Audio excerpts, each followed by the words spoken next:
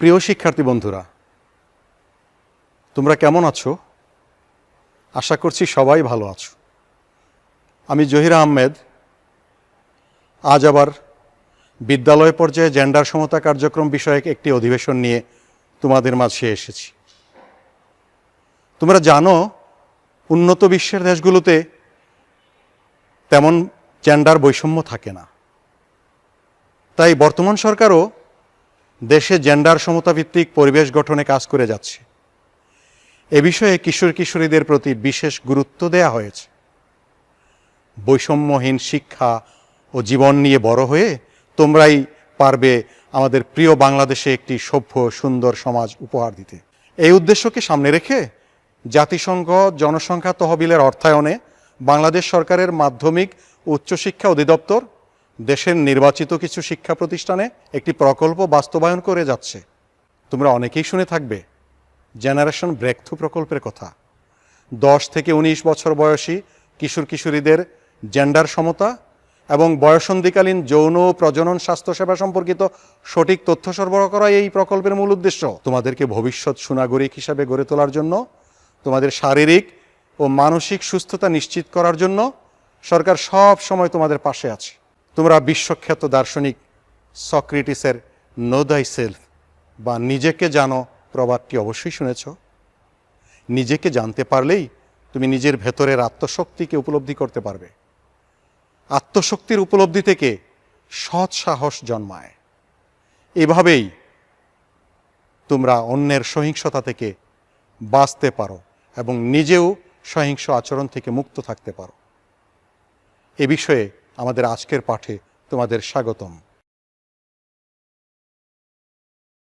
চলো কিছু ছবি দেখা যাক। কি দেখতে পাচ্ছ ছবিগুলোতে? এই যে নিজেকে জানার কথা বললাম, দেখো প্রথমেই নিজেকে জানার ছবি। তারপর এই কিশোর কিশোরীরা তারা তাদের ছবিগুলোতে কি প্রকাশ পাচ্ছে?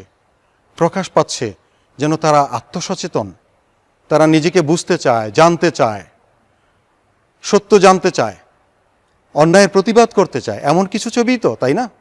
হ্যাঁ বন্ধুরা, তো এই ছবিগুলো দেখে তোমাদের কি উপলব্ধি হলো? এই যে নিজেকে জানা, নিজেকে চেনা, এই বিষয়টা তখনই আসবে যখন তুমি তোমার সম্পর্কে ভালো বোধ করতে পারবে, যখন নিজের সম্পর্কে তুমি নিশ্চিত হবে তুমি কে সেই বিষয়টি। তাহলে তোমাকে প্রথমেই জানতে হবে নিজের শরীরের একটি সীমানা বা দূরত্ব, এই বিষয়টি সম্পর্কে জানতে হবে। দেখো এখন এই ছবিতে কি দেখা যাচ্ছে? একটি মেয়ে এবং একটি ছেলে পাশাপাশি দাঁড়িয়ে আছে, দুই হাত প্রসারিত করে। এইভাবে দেখো, এই যে হাত প্রসারিত করলো, এটাকে বলা হয় নিজের সীমানা। আমি তোমাদেরকে দেখাচ্ছি বিষয়টা। আসলে এই সীমানাটা কিভাবে হবে। এইভাবে তুমি চারদিকে ঘুরবে। এই ঘোরাটা তোমার হাত যতদূর প্রলম্বিত থাকে, এটাকে বলা হয় প্রতিটা ব্যক্তির ব্যক্তিগত সীমানা। এটা হলো নিরাপদ দূরত্ব। তোমাদেরকে মনে রাখতে হবে এই স্রষ্টার এই পৃথিবীতে তোমার দুই হাত যতদূর প্রসারিত হয়, এতটুকু হলো তোমার সীমানা। এখানে কারো প্রবেশের অধিকার নেই। এই সীমানা বজায় রাখতে হবে। এই সীমানার মধ্যে অনাকাঙ্ক্ষিত কাউকে ঢুকতে দেয়া যাবে না। তাহলেই তোমার নির্যাতনের আশঙ্কা কম থাকে। অনাকাঙ্ক্ষিত কারো এই সীমানা অতিক্রম করার অধিকারও কিন্তু নেই। তাহলে এভাবেই আমরা যে বিষয়টা বুঝতে পারছি, তো আমাদের এই সহিংসতা থেকে আমরা কিভাবে বেঁচে থাকব, এই বিষয় নিয়ে আমাদের আজকের অধিবেশনের নাম সহিংসতা থেকে উত্তরণ। আজকের এই পাঠের শিখন ফলে থাকবে, তোমরা যা শিখতে পারবে, বুঝতে পারবে, জানতে পারবে এই পাঠ শেষে, তা হলো সহিংসতা প্রতিরোধের উপায় ও সহিংসতা মোকাবেলায় প্রয়োজনীয় দক্ষতা প্রয়োগ করতে পারবে তোমরা, এবং নিজেকে ও অন্যকে সম্মান প্রদর্শন করতে পারবে। এবার একটি ভিডিও দেখো। নবনী, দরজাটা খোলো তো মা। আমি কাজ করছি। একটা কথাও যদি মেয়েটা শোনে। আর তুমিও তো দরজাটা খুলতে পারতে, তাই না? বসে বসে পেপার পড়ছি, সব কাজ আমাকে করতে হয়। এই সাব্বির, এতদিন পর মনে পড়লো ভাবি, আমাদের। আমি কতদিন ধরে বলছি, ওরই তো সময় হয় না। নবনী কই? নবনী, আমার মেয়েটা এত আনসোশ্যাল হয়েছে না। তোমরা বসো, আমি নিয়ে আসছি। ওয়ালাইকুম আসসালাম। আসলে হয়েছে কি জানো, নবনী না অকারণেই সাব্বিরকে ভয় পায়। সাব্বির? ওকে তো একটা পিঁপড়াও ভয় পায় না। আরে আমিও তো তাই বলি। নবনী,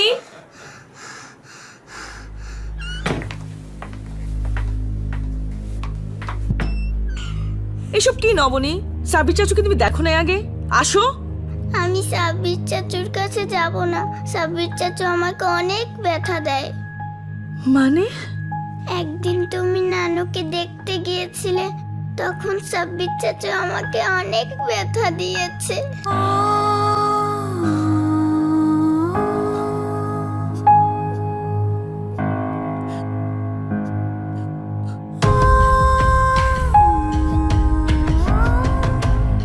বাংলাদেশে যৌন নির্যাতনের শিকার শিশুদের প্রায় 2/3-এরও বেশি আক্রান্ত হয় তাদের কাছের মানুষের দ্বারা। আপনার শিশুর পারিবারিক সুরক্ষা নিশ্চিত করুন, তার সাথে কথা বলুন, তোলো আওয়াজ, ভাঙো নীরবতা, রুখে দাঁড়াও। ভিডিওতে বোঝা যাচ্ছে নবনী নামের এই ছোট্ট মেয়েটাও তার আত্মীয়ের কাছে যৌন নির্যাতনের শিকার হয়েছে। অত্যন্ত দুঃখজনক ঘটনা। বন্ধুরা, যদিও দুঃখজনক, তারপরেও এমন ঘটনা যে ঘটে না তা কিন্তু নয়, বরং এমন ঘটনার কথা আমরা প্রায়ই পত্রিকায়ও জানতে পাই। এরা ভদ্র ও ধার্মিকের মুখোশধারী বিকৃত রুচির লোক। বাইরের বেশ দেখে কাউকে বিশ্বাস করতে নেই বন্ধুরা, তার ভেতরের সত্তাটাকে জানতে হবে। আর যদি বাইরের বেশ দেখেই তোমরা বিশ্বাস করো, আমরা বিশ্বাস করি কাউকে, তাহলে মারাত্মক ক্ষতি হয়ে যেতে পারে। আর এই ক্ষতি শিশু কিশোরদের প্রতি, কিশোর কিশোরীদের প্রতি মারাত্মক প্রভাব বিস্তার করে। তবে আমরা চাই যাদের এমন ঘৃণ্য স্বভাব আছে তাদের মধ্যে শুভবোধ জাগ্রত হোক। প্রিয় শিক্ষার্থী বন্ধুরা, স্ক্রিনে দেখানো বিষয় নিয়ে একটু ভাবো। বন্ধু বান্ধব বা আত্মীয় স্বজনের কোন কথাগুলো তোমার খারাপ লাগে, কোন স্পর্শগুলো ভালো লাগে আর কোনগুলো খারাপ লাগে? অচেনা ব্যক্তির কোনো স্পর্শ খারাপ বা ভালো লাগলে তুমি কি তা বুঝতে পারো? কেউ যদি তোমার শরীরকে অসম্মান করে বা তোমার অনুমতি ছাড়া স্পর্শ করে, তাহলে কিভাবে নিজেকে সুরক্ষা করবে? আমরা কিভাবে অন্যের শরীরকে অসম্মান থেকে রক্ষা করতে পারি? আরও একটি পরিচিত শব্দ, উৎপীড়ন, সহিংসতা, নির্যাতন, উৎপীড়ন। উৎপীড়ন কি? এই বিষয়টা একটু আলাদা, সহিংসতা নির্যাতন থেকে একটু আলাদা। এই বিষয় সম্পর্কে আমরা একটু জানি। একজন উৎপীড়নকারী অন্যের সম্পর্কে খারাপ কিছু বলতে পারে, খপ করে শিশুদের কাপড় টেনে ধরতে পারে, কাউকে নিয়ে মজা করতে পারে, অথবা কাউকে কোনো কারণে দল থেকে আলাদা করে রাখতে পারে। উৎপীড়নকারীদের কখনো সুযোগ দেওয়া যাবে না, উৎপীড়নকারীদের এড়িয়ে চলতে হবে। কখনো তাদের জন্য শ্রেণীর কক্ষ থেকে নিজেকে সরিয়ে বা এড়িয়ে চলা যাবে না। যেটা করতে পারো সেটা হলো তারা যে পথে চলাচল করে সচেতনভাবে সে পথটা এড়িয়ে চলো, সোজা হয়ে দাঁড়াও এবং নিজেকে সাহসী ভাবো। যখন তুমি অন্যদের সামনে ভয় পাবে, উৎপীড়নকারীরা আরও বেপরোয়া হয়ে যাবে। ভাবো একজন সাহসী মানুষ দেখতে কেমন এবং সে কিভাবে আচরণ করে। এসব ভাবো, ভেবে নিজেও সোজা হয়ে দাঁড়াও এবং বলো, আমার সাথে ঝামেলা করো না। এটা নিজেকে সাহসী ভাবতে অনেকটাই সহজ করবে এবং নিজের সম্পর্কে স্বস্তি বোধ করতে সহায়তা করবে। এছাড়াও নিজের সম্পর্কে ভালো বোধ করো, নিজেকে ভালো জানো, নিজেকে সৎ, সুন্দর, নেই এমন ভালো ভালো বিশেষণগুলো নিজের উপরে প্রয়োগ করার চেষ্টা করো। সোজা কথা, নিজেকে ভালো জানো, ভালো বোধ করো।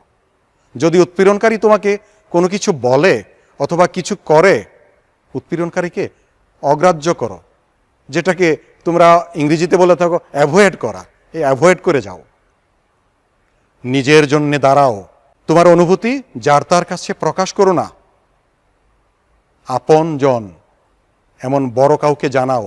সহিংসতা প্রতিরোধ ও নিরাপদ থাকার সবচেয়ে বড় উপায় হলো কি জানো বন্ধুরা? না বলতে জানা। তোমাকে যদি কেউ এমনভাবে স্পর্শ করে যা তোমার কাছে অস্বস্তিকর, তবে তোমার না বলার অধিকার আছে।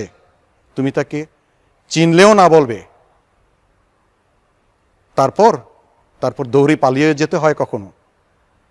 কেউ তোমার ক্ষতি করতে চাইলে বা আঘাত করতে চাইলে দৌড়ে পালিয়ে গিয়ে সাহায্য চাও। নিশ্চিত হও যে তুমি দৌড়ে কোলাহলপূর্ণ জায়গার দিকেই যাচ্ছ যেখানে অন্য লোকজন রয়েছে। যদি এমন কোনো সহিংস পরিস্থিতির মুখোমুখি হও, তাহলে জোরে চিৎকার দিবে। কেউ তোমার ক্ষতি করতে চাইলে বা আঘাত করতে চাইলে জোরে চিৎকার দিবে। তুমি বিপদে থাকলে অবশ্যই চিৎকার করে কাউকে জানাবে, ডাকবে, তাহলে মানুষের সহায়তাও পেতে পারো। আরেকটি বিষয় বন্ধুরা, কিছু গোপন করো না। সহিংসতা কখনো লুকিয়ে রাখবে না। তোমার প্রতি সহিংস আচরণ কেউ করলে সেটা তোমার দোষ নয়। তাই শিশুদের প্রতি খারাপ বা ভুল কিছু করলে তারা সবসময় কাউকে কিছু বলতে নিষেধ করে। এই সহিংসতাকারীরা যাদের উপর সহিংস আচরণ করেছে তাদেরকে বলতে নিষেধ করে। কোনোদিন এই ভুল করবে না। তুমি যাকে বিশ্বস্ত মনে করো তাকে অবশ্যই বলে দেবে। লজ্জা বা সংকোচ বোধ করবে না। কারণ সহিংসতা তোমার নিজের অপরাধ নয়। সহিংসতা প্রতিরোধ ও নিরাপদ থাকার জন্য কিছু পরামর্শ দেয়া হচ্ছে এখন তোমাদেরকে। তোমার শরীর সম্পর্কে জানো, নিজের শরীরের বিভিন্ন অঙ্গ প্রত্যঙ্গ সম্পর্কে জানো। নিরাপদ স্পর্শ ও অনিরাপদ স্পর্শের পার্থক্য বুঝতে শেখো। তোমার ভালো লাগে না এমনভাবে তোমাকে কেউ স্পর্শ করলে তুমি না বলতে শিখো, প্রতিবাদ করতে শিখো। সেটা তোমার অধিকার। না বলা তোমার অধিকার। তোমাকে স্পর্শ করা ব্যক্তি সম্পর্কে তুমি নিশ্চিত না হলে সংকোচ ছাড়াই বিষয়টি তুমি বিশ্বস্ত কারো কাছে খুলে বলে দাও। সে যদি আপনজনও হয়, কিন্তু স্পর্শ যদি তোমার ভালো না লাগে, তাহলে তুমি তোমার মা বাবা বা আপনজন বিশ্বস্ত কাউকে বলে দেবে। আরেকটি ব্যাপার বন্ধুরা, অচেনা কারো কাছ থেকে কোনোদিন কোনো উপহার নিও না। মা বাবাকে না বলে কারো কাছ থেকে কখনো কোনো উপহার নিও না। সেটা টাকা হোক বা কোনো খাদ্য বস্তু হোক, যাই হোক।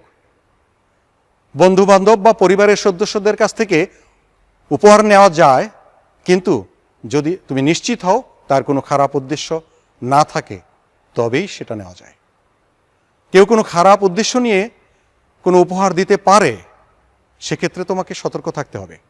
কোনো কিছু তোমার কাছে সঠিক মনে না হলে কেউ যদি সেটাকে কাউকে বলতে নিষেধ করে, তুমি কিন্তু বলে দেবে সাথে সাথে তোমার আপনজনকে। কারণ সহিংসতা তোমার অপরাধ নয়। এই কথাটা আমি আবারও বললাম।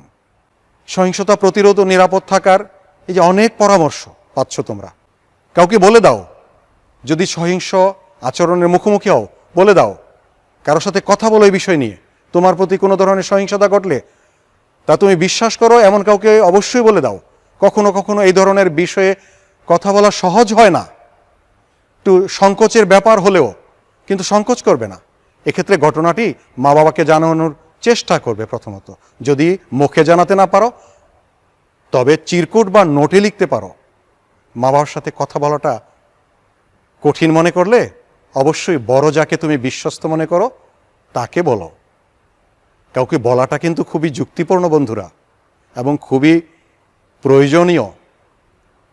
মনে রাখবে বন্ধুরা, অনিরাপদ স্পর্শগুলো তোমাকে কষ্ট দেবে, আড়ষ্টতা অনুভব করবে এবং অস্বস্তি বোধ করবে। এতেই বুঝবে যে এই স্পর্শগুলো তোমার জন্য নিরাপদ নয়।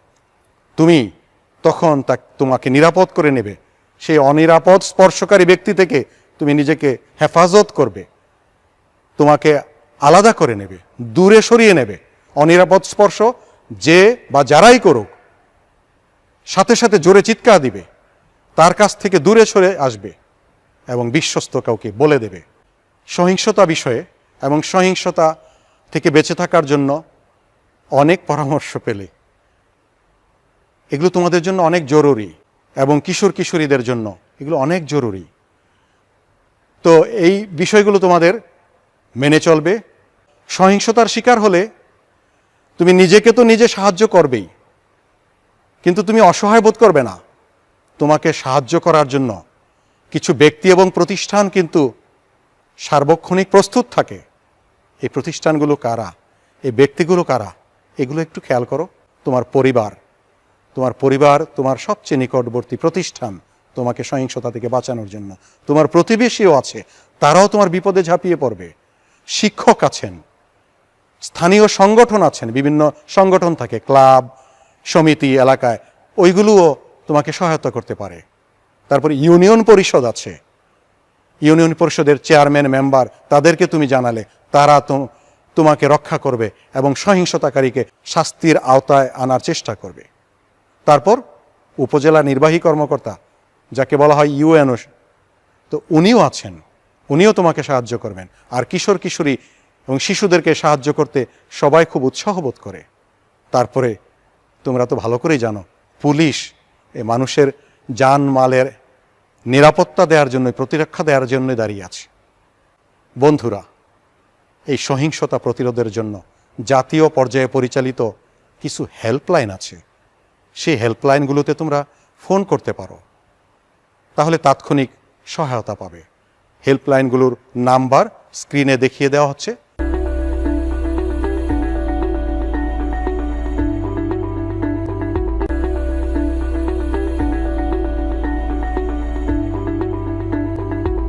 প্রিয় শিক্ষার্থীরা, কথায় কথায় বেলা বয়ে গেল, অনেক কিছু বললাম, আমার বলার পালা প্রায় শেষ। এখন তোমরা বলো তো, হ্যাঁ, তোমরা নিজেরাই বলো, কি শিখেছ এই ক্লাস থেকে? সহিংসতা তোমরা দেখেছ, নিজের চোখে দেখেছ সমাজে, কিন্তু এ থেকে উত্তরণের উপায় সম্পর্কে আমরা আজকে যা জানলাম, এটা তোমরা ভালোভাবে অনুধাবন করার চেষ্টা করো। তো এইখান থেকে আজকের পাঠের যে সার কথাগুলো ছিল, সংক্ষিপ্ত কথাগুলো ছিল, সেগুলো হলো, কারো সঙ্গে কেউ খারাপ আচরণ করলে, খারাপভাবে তাকালে, খারাপ স্পর্শ করলে, কটূক্তি করলে তার অধিকার ক্ষুণ্ণ হয়। ঠিক একইভাবে তোমার দ্বারা অনুরূপ আচরণ অন্যের অধিকারও কিন্তু ক্ষুণ্ণ হয়। পরিবার এবং অন্য কোনো সম্পর্কে দ্বন্দ্ব হওয়া কিন্তু স্বাভাবিক বন্ধুরা, এটা হতেই পারে, সবার পরিবারই হয় বা সমাজে হয়, দ্বন্দ্ব হতেই পারে, কিন্তু সহিংসতা নয় বন্ধুরা। সহিংসতা এর কোনো সমাধান নয়। যুক্তিপূর্ণভাবে, শান্তিপূর্ণভাবে যে কোনো দ্বন্দ্বের সমাধান করা যায়। বন্ধুরা, কথায় কথায় বেলা বয়ে গেল, এখন আমরা আমাদের পাঠের একেবারেই শেষ প্রান্তের দিকে চলে এসেছি। তো মূল বিষয়টি কে পেলাম আমরা? একটি ইংরেজি প্রবাদ তোমরা শুনেছ, সে নো টু ভায়োলেন্স, মানে সহিংসতাকে না বলো। এটা হলো মূল কথা। তার আগে, সহিংসতাকে না বলার আগে আমাদেরকে নিজেকে ও অন্যকে সম্মান করতে জানতে হবে। তাহলেই আমি নিজেও সহিংসতা থেকে বেঁচে থাকতে পারবো, অন্যকেও সহিংসতা থেকে বাঁচিয়ে রাখতে পারবো। এতক্ষণ আমাদের সাথে পাঠে অংশগ্রহণ করার জন্য তোমাদেরকে জানাচ্ছি অসংখ্য ধন্যবাদ। এই ক্লাসটি তোমরা যদি পুনরায় দেখতে চাও, তাহলে ভিজিট করো আমার ঘরে আমার স্কুল ইউটিউব চ্যানেল অথবা ফেসবুক পেজে। এ বিষয়ে তোমাদের কোনো মতামত থাকতে পারে, কিন্তু তাহলে স্ক্রিনে দেখানো অ্যাড্রেসে মেইল করতে পারো। বন্ধুরা, বাংলাদেশ সহ সারা বিশ্ব আজ করোনা মহামারীর ভয়াবহ দুর্যোগকাল অতিক্রম করছে। আমরা পরম করুণাময় স্রষ্টার কাছে এই প্রার্থনা জানাচ্ছি, তিনি যেন এই দুর্যোগ থেকে বিশ্ববাসীকে অচিরেই মুক্তি দেন। ও আরেকটি কথা বন্ধুরা, একটি বিষয় ভুলে গেলে কিন্তু চলবে না। আমাদেরকে কিন্তু নিজের চেষ্টায় সুস্থ নিরাপদ থাকতে হবে। তার জন্য কি করতে হবে জানো তো? সরকারি স্বাস্থ্যবিধি মেনে চলতে হবে। বাইরে গেলে অবশ্যই মাস্ক পরতে হবে। এই মাস্কের কথা বললাম সবশেষে বন্ধুরা। যা হোক, সবশেষে তোমাদের সবার সুস্থতা, সৌন্দর্য ও শুভকামনায় আজকের মতো বিদায় নিচ্ছি। ধন্যবাদ সবাইকে।